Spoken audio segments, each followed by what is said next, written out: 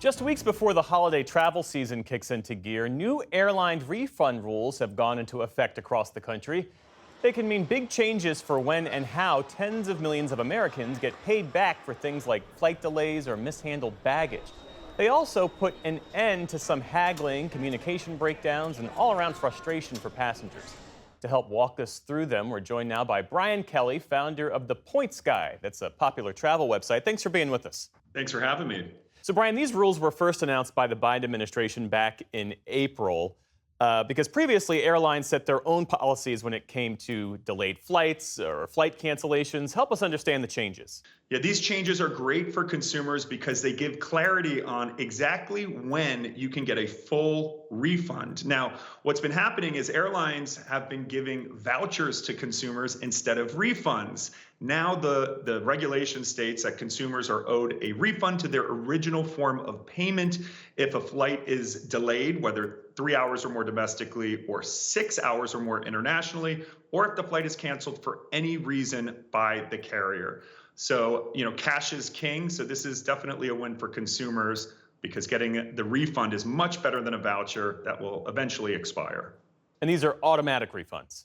These are supposed to be automatic if you choose not to be reaccommodated. Now, most airlines in their website will give you the option to take the next flight or different routes.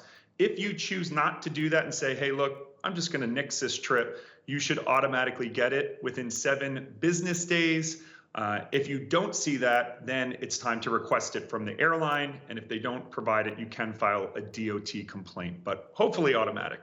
And what are the rules around mishandled baggage and situations like where you pay for Wi-Fi on the plane and it doesn't work? Yeah, the new rules that were put into place were meant to protect consumers whenever they paid for extras, which are becoming more and more common, like seat upgrades or checked baggage. If that checked baggage does not show up within 12 hours domestically, you get that baggage fee refunded. In the past, it was up to the airlines to decide if they wanted to do that. Now, this is in addition to compensation if the airline loses your bag. Every airline has different policies on what they'll reimburse for missing luggage. And I'll also note, always check with your credit card company too, because many of them will reimburse you for those missing bags. But if the Wi-Fi didn't work, or if the airline changes your flight and adds extra connections, which happens a lot, you don't have to accept them. If you booked a nonstop flight and they try to change it, you are owed a full refund, which is great news. How have the airlines responded to these new rules?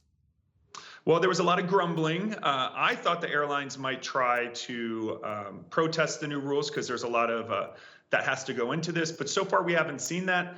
My professional opinion is that the airlines are waiting to see what happens on Election Day, because if there is a change in administration, I expect there will be some heavy lobbying to either water down or get rid of these new regulations altogether, which is in the purview of whoever runs the DOT come next year. And Brian, while we have you here, I want to ask you about something else, because last month the Transportation Department opened an investigation into airline loyalty programs, looking into problems with devaluing earned points and some hidden fees. Why are airlines making it harder to accrue and use loyalty points?